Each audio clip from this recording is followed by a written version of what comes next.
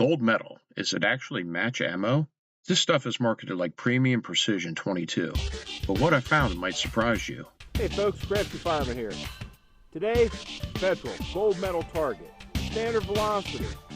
Is this Federal's answer to some match ammo? Premium? Let's see what it does. You're going to want to watch this. It has the 1022 written right in the middle of it. About a ½ inch high, holding center dot. Set about 3/4 of an inch low. Alright, let's see where it settles out at. The first group fouling shots. We got two different lots we're working with here today. I'm going to shoot 25 of one and then 25 of the other. We'll make some comparisons, see if lots make a difference. 0.71 inches.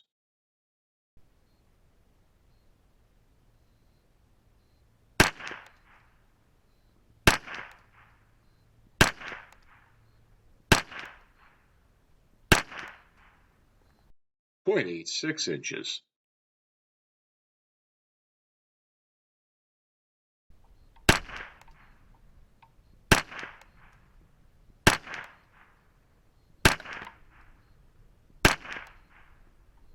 .89 inches.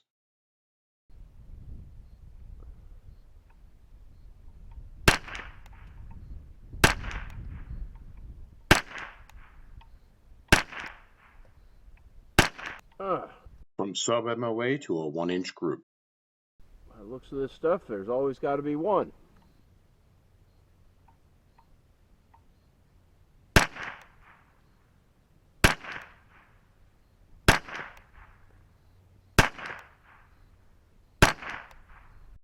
.96 inches.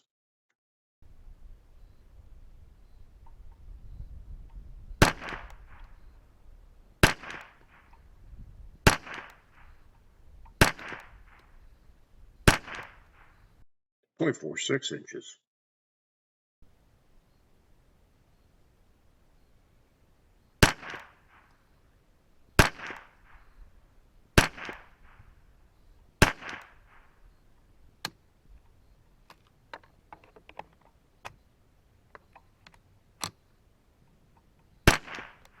After the failure to fire, 0.98 inches.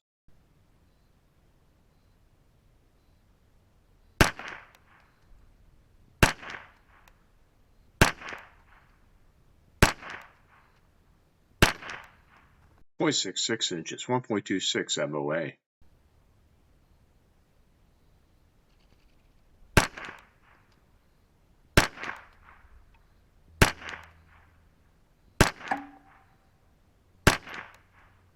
.57 inches, 1.9 MOA. Alright, there you have it folks. 50 rounds, two different lot numbers to the 1022. Let's go ahead and check that out. For a combined group average of .79 inches, 1.5 MOA. Premium, or so the box says. Is there anything special about it? Does it shoot better than Auto Match? Or is it Blue Box Champion in a pretty box? Let's find out. Let's send her home and see what she does.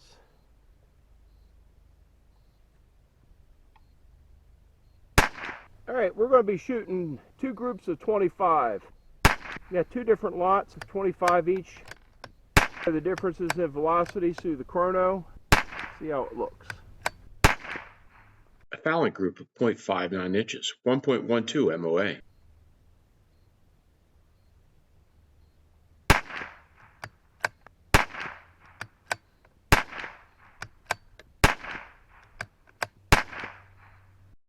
.55 inches.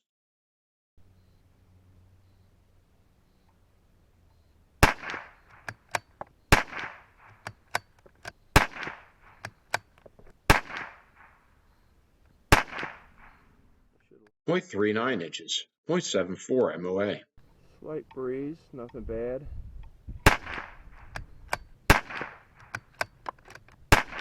Huh. 0.64 inches.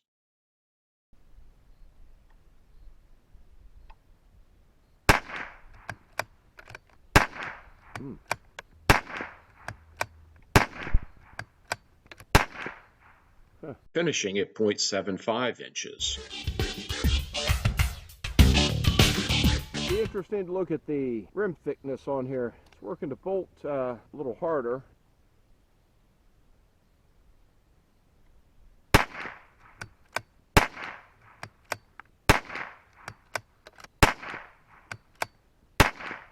Hmm. 0.48 inches, 0.92 MOA.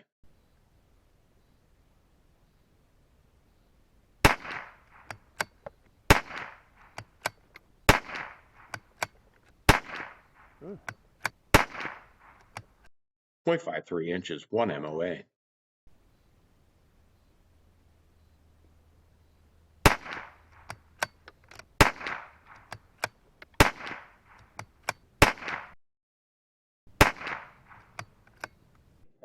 .41 inches.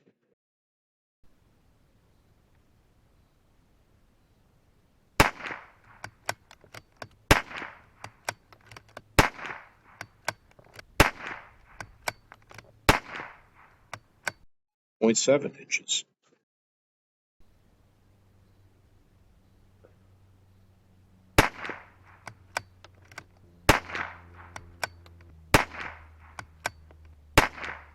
Wow.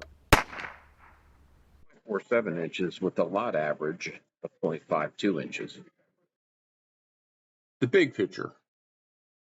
With a combined group average of 0.55 or just over 1 MOA. Leave a comment. Let me know what ammo you'd like to see tested next. We're out with Federal Gold Medal Target. Through the TX22. We got 10 rounds. We're going to send it through the Lone Star Scoundrel. 3-inch deal at 25 yards. Here we go.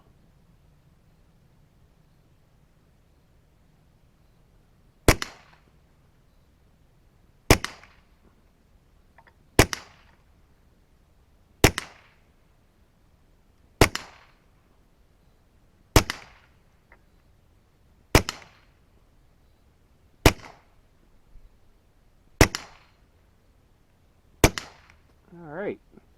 There you have it, folks. 10 rounds of Federal Gold Medal Target. Through the TX22. We'll take a look at the chrono data and we'll see its garage. We're going to break down the velocities, the Federal Gold Medal 711B by lot number, starting with lot 25FA08. 1022 had a standard deviation of 13, extreme spread of 52, a high of 1109, and an average of 1074, within 1% of the 1080. With an SD of 11, the CZ457 produced a high of 1118 and a low of 1077, all within 5% of the advertised. The TX22 had consistent numbers, averaging 966. That's 11% below the average, but that percentage is less than we would see with most rimfire rounds. Looking at the numbers on lot 26FA08, the 1022 posted within 4 feet of the average, with a high of 1133, a low of 1049, averaging a standard deviation of 17.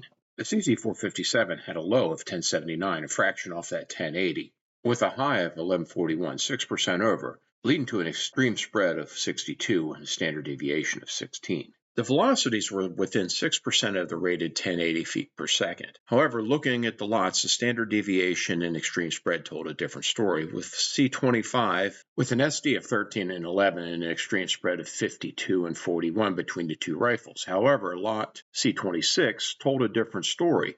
Increased standard deviation of 17 and 16, extreme spread of 84 and 62. But what does a 35% increase in standard deviation and a 60% increase in the extreme spread tell us between the two lot numbers? Let's tear them apart and you'll find out why.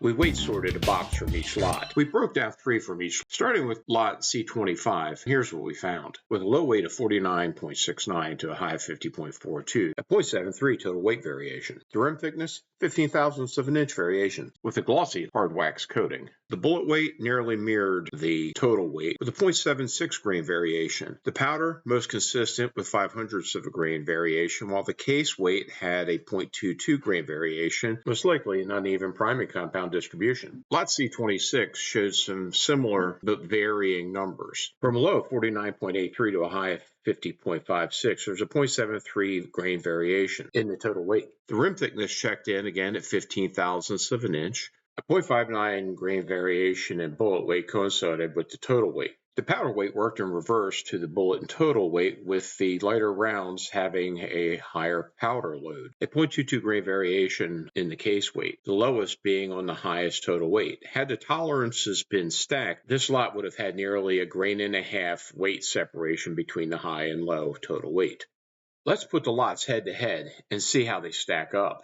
Both lots exhibited a total weight variation of 0.73 grains. However, lot C26 was a tenth of a grain heavier overall. The rim thickness is identical and within spec at 15 thousandths of an inch. The heavy bullet weight was nearly the same, with lot C25 having a 0.76 variation because of a lighter bullet. Skipping ahead to the case weight, we had 0.22 grain variation with both rounds. However, there was a tenth of a grain difference in the stack tolerances of the powder and case weight combination. Well, only a 600th of a grain variation in the powder. This is where things get interesting, with C25 having a different powder makeup than C26. Does this attribute to the better performance from lot C25? So where does federal gold medal 711B actually land? The biggest thing I saw here, lot variation is real. C25 and C26 didn't perform the same, and that showed up on the target. C26 was consistently faster in both rifles, and it actually edged out C25 in accuracy. But C25 was more consistent, lower SD, and tighter extreme spread. So what you're seeing here is a trade-off: speed and slightly better groups from C26 versus consistent velocity from C25. That's my take on it. Performance may depend more on the lot than the label. I want to hear from you. What do you want to see tested next? Until next time, Crafty Fireman's 10-7.